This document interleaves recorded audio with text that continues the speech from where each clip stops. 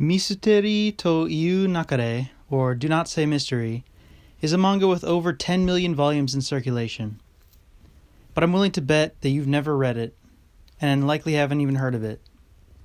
And whilst these numbers are impressive, popularity is not necessarily indicative of quality. However, I'm of the opinion that this series is very good, and Japanese manga awards have also acknowledged its excellence.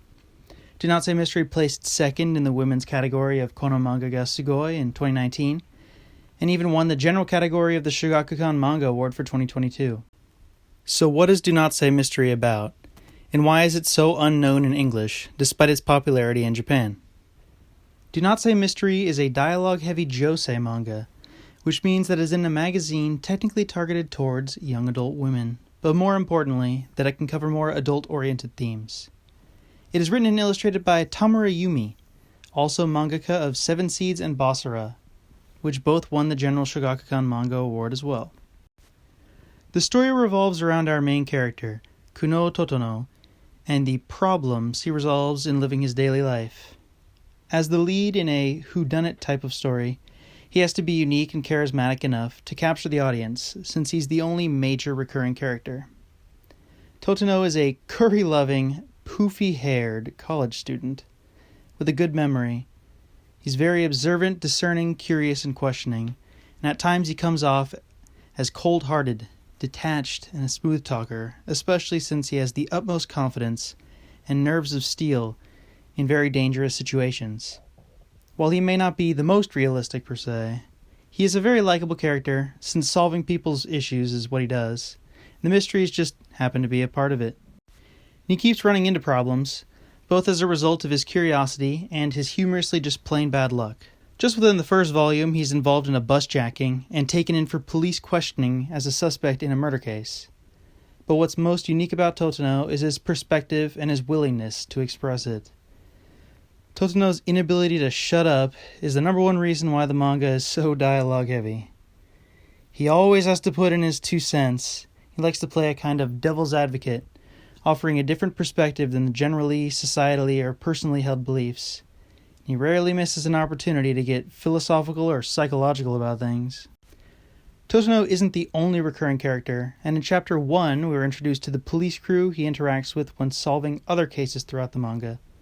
There's also the necessary nemesis of a sleuth, Garo, who we've only seen a little bit of, but uses similar skills in a more nefarious way.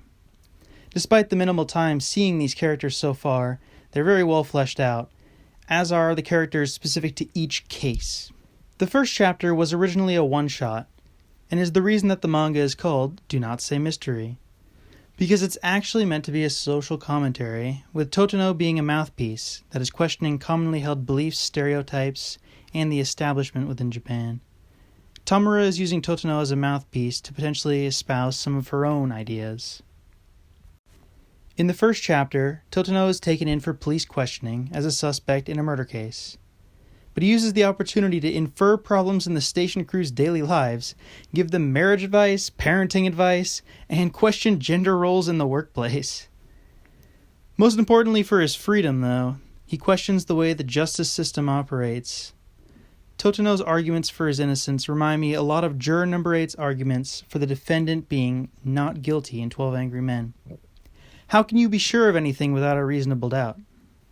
Why is the testimony of one person held in higher regard than any other?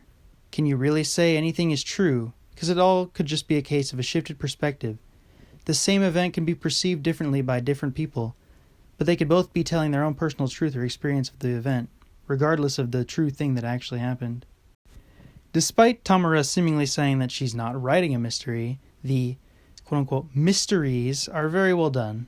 Situations are realistic, there's no ass pulls of clues or anything else, and the conclusions are neither unreasonable nor blatantly obvious. You can go back through and see everything, or at least where it was inferred from, especially helped by the exposition Totono often gives upon solving things.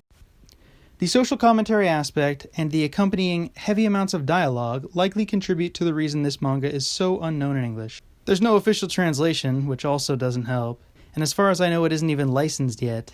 It's possible publishers think commentary on Japanese society may be uninteresting or unwanted for foreign audiences, but I think most of the commentary could apply to any society, and the mysteries themselves are enough to draw an audience on their own, although the copious amounts of dialogue may also be a bit of a turnoff given their time-consuming and difficult translation. Lastly, since this is a josei, the English market generally doesn't publish as much shoujo or josei, maybe because it's technically marketed towards women and they see them as a smaller market. But who really knows the reason why it hasn't been licensed? That's just my own speculation.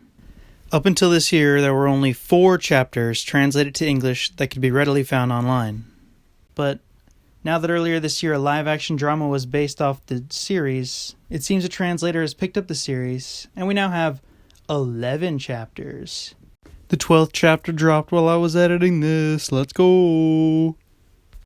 But they're all pretty long. I think the first one, the one-shot, was 78 pages or so, and it's dialogue dense. Even in just the small sample size, the quality's really shown through. Since it's currently serializing, there could be plenty more content to come, even if or when the translation catches up to the publishing schedule. And hopefully we can eventually get an English release, given that it's not yet stuck in old manga purgatory, where it wouldn't be picked up since its hype train has passed. It's among the top 10 best-selling manga series in the first half of this year, according to Oricon charts, so I'm sure it's getting the attention we need for it to get picked up. And lastly, if you want to follow along trying to solve the quote-unquote mysteries, make sure you read the localized version of Chapter 4, or Episode 3 as it is called, unless you know Japanese pretty well, because it involves a kind of shiritori game aspect where there's like clip art type pictures drawn and you have to know the word for it in Japanese and you have to know the characters within it in order to do other stuff with those characters. And the end. Mata ne, motherfucker.